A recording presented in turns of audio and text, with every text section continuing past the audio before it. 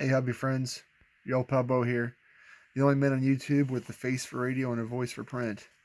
Coming at you again with a work in progress here. I want to show you how I was working on this Octorilla. I don't want to call it complete because you can see that it's not quite complete. But I did most of this actually last night with the airbrush. Um, I have had a really hard time this month with everything. But I wanted to let you know I was participating in the Halloween challenge, and it's not bad. It's a fun little monster. Um, so I this is some Pro Acryl Violet, some Reaper Pink.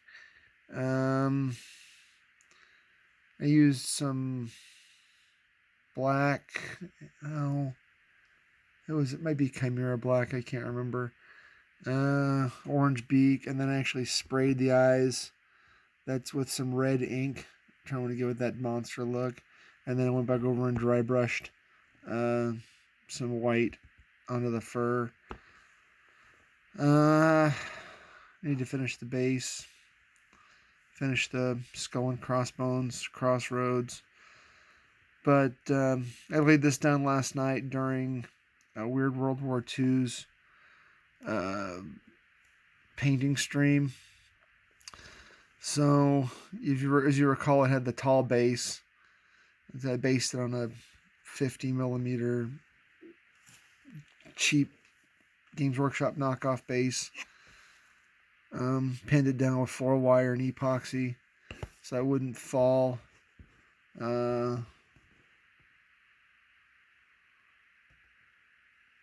And then built up the base with Milliput so that it's the same height all the way across. I said I primed it black with AK Interactive black primer. Did a little zenithal. The zenithal didn't really matter a whole lot since I laid down some more opaque paint.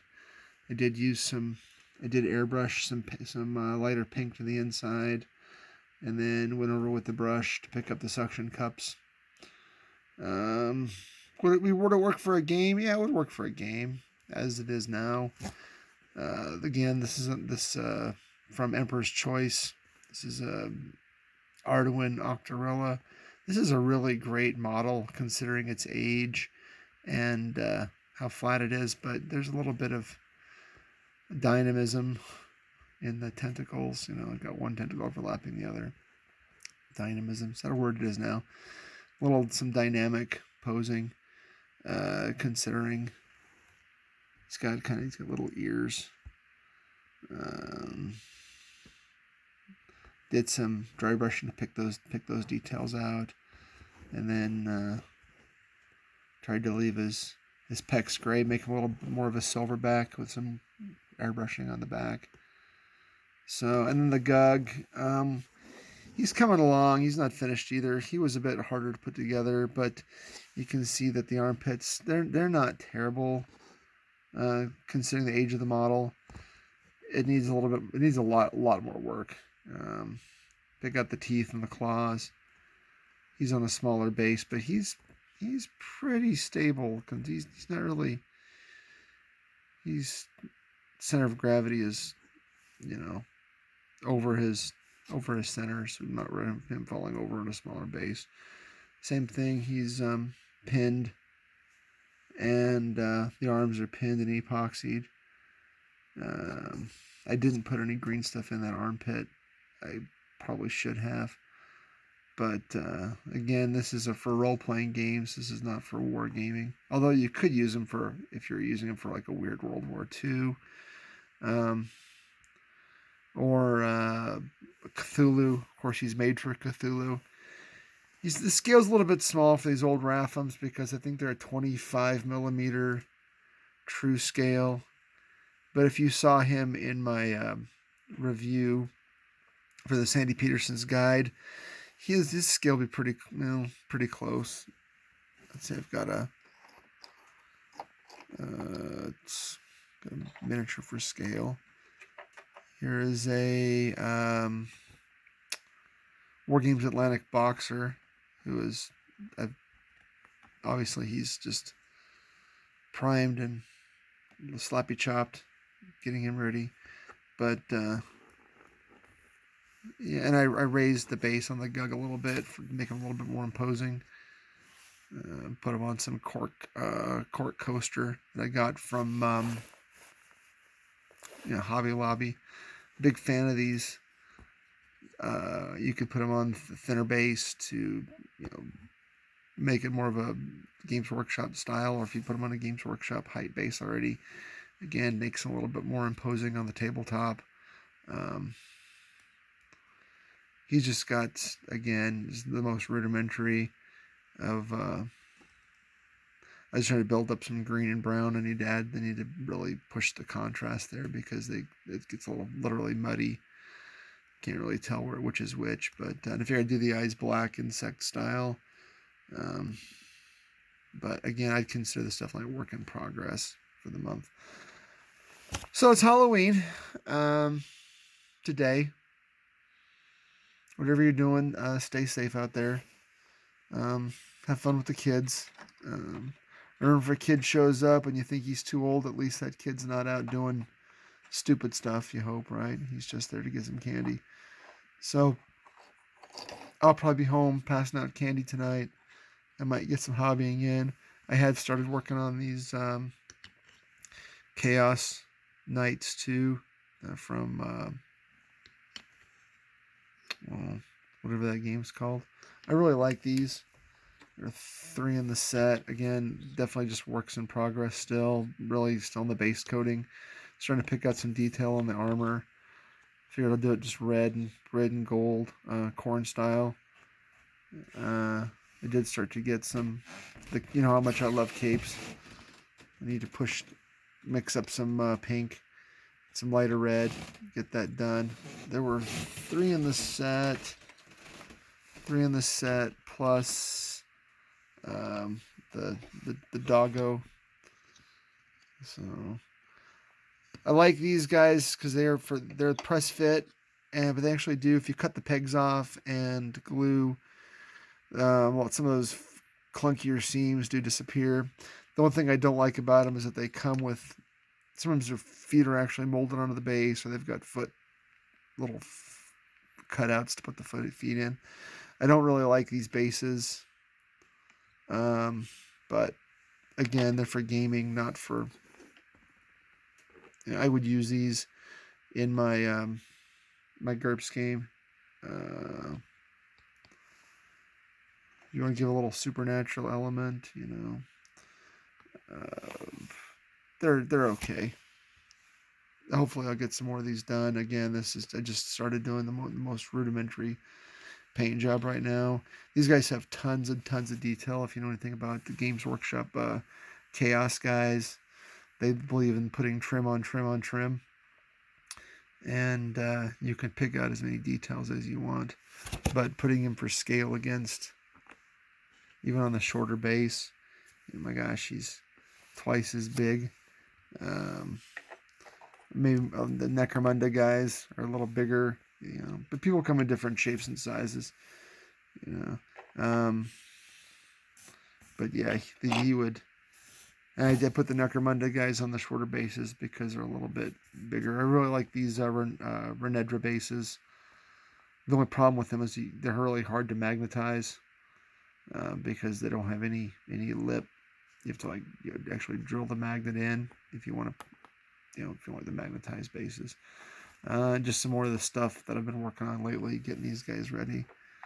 I don't think I've got anything else that I can really show right now. I've got just a whole bunch of those Necromunda duders. Over here on the table, I did start to get some of the Stargrave guys ready to. Oops. So if you've got some, there's a scroll from the Ashes of Fate box that was left over. I'm going to paint these guys up like my Inquisitors. He's got like a big ass revolver and some grenades, some sci-fi grenades, and the trench knife. I really like these guys a lot. Can mix and match the heads. Tried to make them look as hills have eyes as possible. So I tried to pick out the really bizarre heads. There's another one.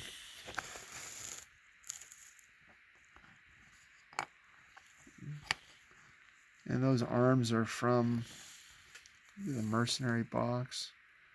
One of the other boxes. So we've got that Steyr AUG handguard going on.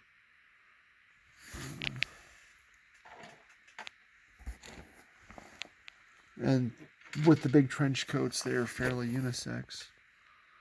Put a girl's head on one. I think I'll paint that gun up with a nice glow in the middle of it. Nice fusion glow. That'd look pretty cool. So again, these are just prepped. I'll start painting these. Oh, I don't know. Next week, my schedule's fixing to get weird again, so just trying to make time for the Friday night game and as many gym sessions as I can.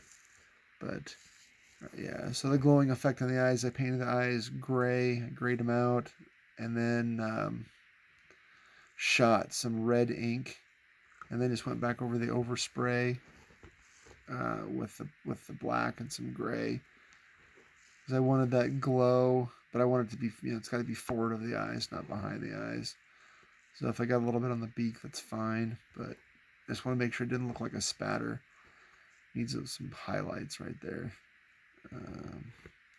Line of highlight, maybe some dot out the nose. I did the tongue gray. If you parrot tongues are gray, but I want to be able to see it in the blackness. It's okay. I really like this. I really like these minis. I like the old Raptor minis. You can just tell those old metal minis, they've got a style all their own, even the flat ones. And then I'll have to put some tufts down and maybe some plastic skulls if I can find any. Give me an excuse to buy that GW skull kit that I've never really wanted to spend the money on. Other than that, hope you all have a safe and enjoyable Halloween. And I hope you get some gaming done this week. Roll some dice. I've been working on the campaign. Been picking up some more of the 3rd edition Traveler books online. I know that Shadow says it's not the time to buy, but if I can still pick them up for less than $20 shipped, I do. And there are a few that I can't. There are a few that I'm looking for that are just super expensive right now. The GURPS Traveler Starships, I think. It's like way stupid expensive. So if anybody has any GURPS Traveler in their collections that they're not looking to use anymore, send me an email at bowpaintsminis, one word, bowpaintsminis@gmail.com. Or you can leave a like and a comment below. I'd like to have 100 subscribers by the end of the maybe first quarter next year. I don't know. I've got a month, 2 months. Hey, can I get 20 subscribers in 2 months? That put me over 100. And then we could have a nice live stream. And we can talk painting. All right. I wish you all a great holiday and a bit of peace.